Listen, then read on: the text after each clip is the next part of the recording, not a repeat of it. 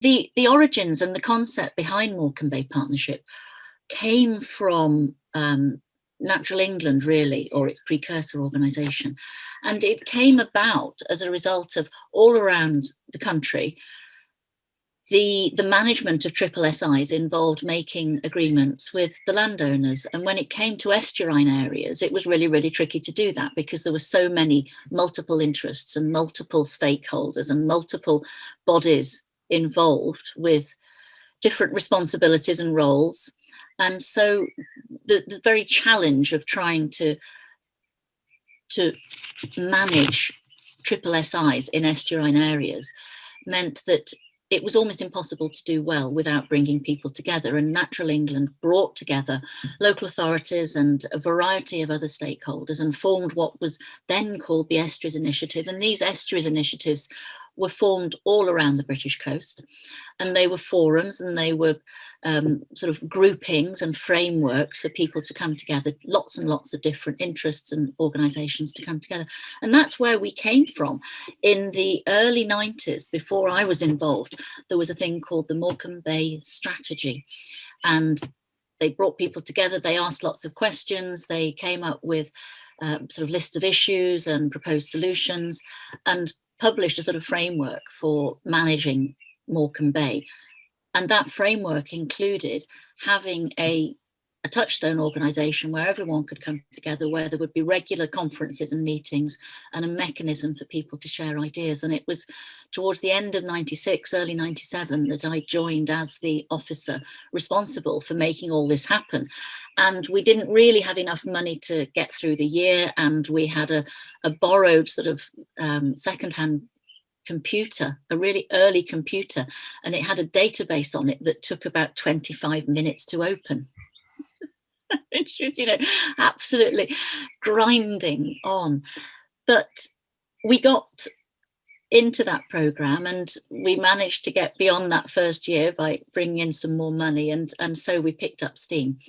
And 18 years ago, we started the programmes of beach cleans, and that was one of our sort of flagship projects in the early days. So at that point, we were really working at very much at two levels, at a sort of strategic level to provide this framework for all the different interests to have a say, and very much to prevent conflict by giving people an opportunity that if there were problems, if they didn't know the right person to go to, they knew they could ask the forum and they knew they might find other people to help them. And it was very much about getting people talking and keeping them talking, which makes it sound like a bit of a talking shop, but it was somewhat more action focused and somewhat more focused on actually doing things as well.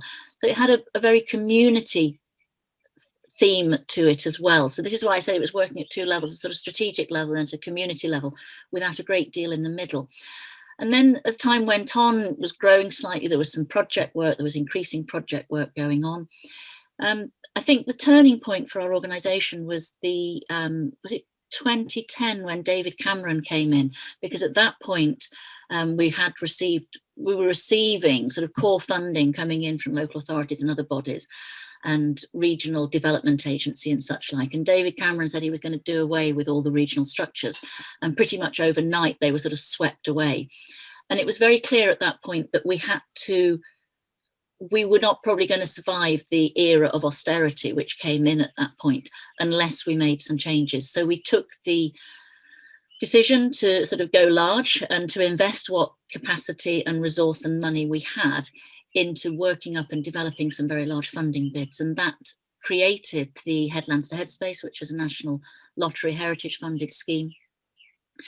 And we had a lot of fun and games in building that as well. And I can see some of the faces on my screen now who were involved in that, and some crucial meetings to make that happen, some sort of nail-biting meetings. So we knew that only one of the projects it was a bid for £2 million. So, it was a cool 2 million that we were asking for. And we knew that only one of these particular types of bids was going to be successful from the northwest of England. But we also knew we were up against Hadrian's Wall and the Chester Salt story, and little old Morecambe Bay was trying to compete with these much bigger bids. I had one of those sort of anxiety dreams the night before the site visit. So we had a site visit from some of the committee who were going to be making the decision, and it was all about showing the committee that we had lots of local support. And I had this sort of anxiety dream the night before that we met them off the train and took them to a community hall where the entire sort of grouping of community people all argued amongst themselves about where to take them on a site visit before it was time for them to be put back on the train again. So that was my night before the meeting, sort of this was really important to us, really need to make this happen. We actually met the party off the train. The train was late. They were not in good spirits. In fact, they were rather bad-tempered. We took them down to Natural England's office, and I was to give them a briefing. And I had like three sheets of briefing paper, which I sort of pushed across the table to them. And it was like I'd thrown them. They sort of span out of control and skidded towards the sort of the chair of the committee. And I just felt the whole thing was falling through my fingers.